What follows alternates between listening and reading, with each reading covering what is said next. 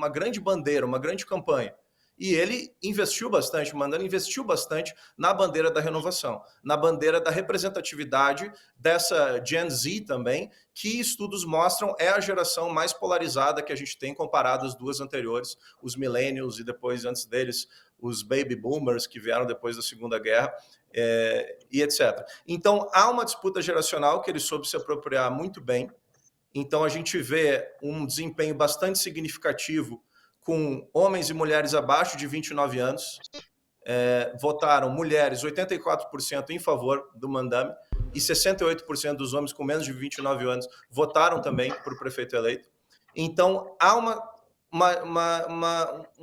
variável bem interessante aqui. Mas, além disso, ele soube aliar duas questões políticas que são fundamentais e que dificilmente um candidato consegue congregar esses dois elementos de uma forma tão eficiente. Primeiro, ele soube usar muito bem o que o O'Donnell chama de democracia de audiência, que é a democracia focada o pleito focado no carisma daquele candidato, da sua pessoa, da sua oratória, de preceitos individuais. Ele soube usar muito bem isso, e as redes dele, elas são uma aula para quem trabalha com comunicação política, para quem trabalha com publicidade. É uma aula de fazer política em redes sociais, a maneira como ele levou toda essa campanha do ponto de vista digital. Mas ele tem algo que complementa isso de uma forma bastante qualificada, porque ele não fica só na questão da audiência, ele não é só um candidato de redes sociais. Ele tem também um programa de política pública que foi construído coletivamente, que foi construído de forma técnica e que é focado em algo que é muito caro para o cidadão de Nova York, que é a affordability, né? O custo de vida. Essencialmente, esse foi o tema dessa eleição, e ele soube criar alternativas, propostas de políticas públicas concretas, sustentadas por uma plataforma digital de comunicação extremamente eficiente. Mas eu concordo com o Fabrício. Eu não acho que a gente deve utilizar o desempenho dele em uma região que é tradicionalmente democrata e colocá-la isso em âmbito federal como se fosse uma grande ruptura, nos padrões que a gente tem vislumbrado políticos nos Estados Unidos nas últimas 3 eleições. Mas é significativo do ponto de vista da mudança, do ponto de vista da inovação do seu programa. Só que, de fato, os Estados Unidos hoje eles são tão polarizados, e mais que o Brasil, na minha opinião, que você consegue, às vezes, com muito mais precisão, identificar o posicionamento de um eleitor pelo CEP dele. O CEP dele já vai dizer como ele vota. E de forma majoritária, né? Você vai errar ali em questão de 5%. No Brasil, você consegue ter... você não tem uma homogeneidade tão grande nessa leitura como nos Estados Unidos. Nos Estados Unidos, você sabe que em Staten Island é o local conservador em Nova York que vai votar pelos republicanos ou pelo candidato democrata que os republicanos escolheram, que era o ex-prefeito Andrew Cuomo. Mas você sabe exatamente como eles vão votar. Então, a gente tem sim que ter cuidado, eu concordo com o Fabrício, em colocar resultados que são esperados, em regiões esperadas, em CEPs esperados, e amplificar isso como se fosse uma grande ruptura na política americana e que o governo Trump e toda a sua plataforma política estão em crise por causa disso. Sim. Antes até de a gente ampliar, Fabrício, essa análise para reflexos para o governo Trump, eu gostaria que você fizesse também uma análise aqui sobre a figura do Mandani, esse jovem muçulmano que chega a uma prefeitura tão importante. Fala um pouquinho dele, por favor. Não, eu acho que o Guilherme já antecipou uma coisa que é importante. O Mandami vem numa linha, né, que já vem de algum tempo. Eu acho que a gente pode colocar o Mandami, assim como o fenômeno Bernie, tá? O ponto zero daquele movimento ocupar Wall Street, ok? Eu acho que a gente pode pegar o ponto zero desses candidatos lá atrás no movimento Occupy, que eu acho que foi para muitos desses atores, né, que tem 30 e poucos anos, acho que a OAC tem um pouco menos. Não, acho que a OAC já tem 30 anos, né, Guilherme, mas ela é jovem.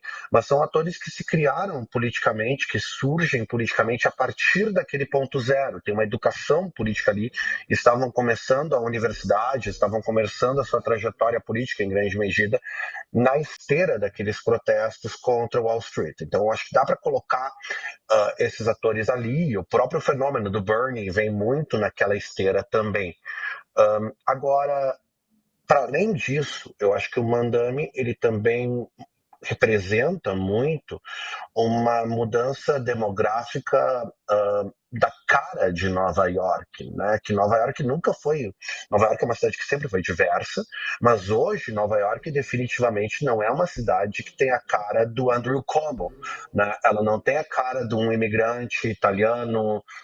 Não, ela é uma cidade que é uma cidade muito mais diversa do ponto de vista racial, do ponto de vista religioso, né? Então, essa questão também acaba sendo impactante, que é a cidade de Nova York, especialmente pessoas jovens em Nova York, ver alguém com a sua cara, né, na prefeitura. Por um lado, isso é um fator, vocês podem ver nas imagens, né, que estão passando aí, que sempre que tem uma equipe ao redor do Mandami, ele faz questão que seja uma equipe diversa também. Então ele está querendo representar muito esse aspecto da cidade, comunicar isso como parte do perfil de quem ele é. A outra questão que o Guilherme já chamou atenção e que eu acho que é importante é como ele traz a questão da ansiedade econômica. Então ele faz uma coisa que fazia muito tempo que eu não via candidatos democratas fazerem, ok? Que é ir para a rua. Então, ir para a rua falar com o vendedor de hot dog, né? Ir para a rua conversar com as pessoas que estão dentro do trem. Então, isso é um fator que realmente é um fator um pouco interessante de ver na campanha do Mandami. Tudo isso, eu acho, ressalta a questão de ser um candidato jovem, de ser um candidato muçulmano, de ser um candidato que tem uma articulação bastante diversa na própria proposta da campanha dele, que é, sim, um sinal de uma outra linha dos democratas hoje, e de uma espécie de guerra civil, né, de uma guerra pela alma do Partido Democrata. O Léo vai lembrar, Guilherme, num dia antes da eleição, então mais ou menos um ano atrás, um dia antes da eleição, a gente esteve aí no Conversas Cruzadas para tentar pensar quais seriam as consequências da eleição, se ela fosse para Kamala ou se ela fosse para o Trump.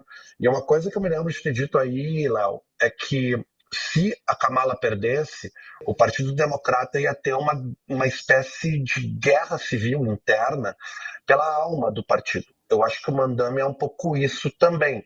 É uma disputa entre a velha guarda e a nova guarda, mas não só entre a velha guarda e a nova guarda, mas sim entre os democratas que se reconfiguram depois dos anos 80 enquanto um partido das elites fiscais, que não era o Partido Democrata era um partido mais vinculado aos sindicatos, né?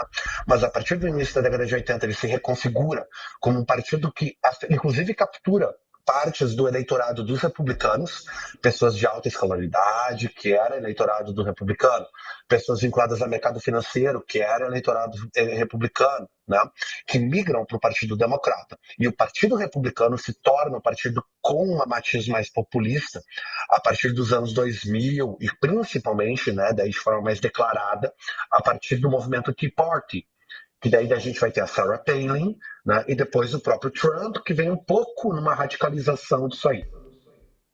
O que é isso? A gente tem nesses novos democratas uma tentativa de resgatar algo que estava perdido, que é o vínculo do Partido Democrata com a política trabalhista. Só que aí Guilherme, de novo, eu quero muito conversar isso com vocês. Por quê? Porque no nível local, esses democratas sempre seguiram existindo. A dificuldade deles sempre foi se afirmar em nível nacional depois da vitória de Reagan.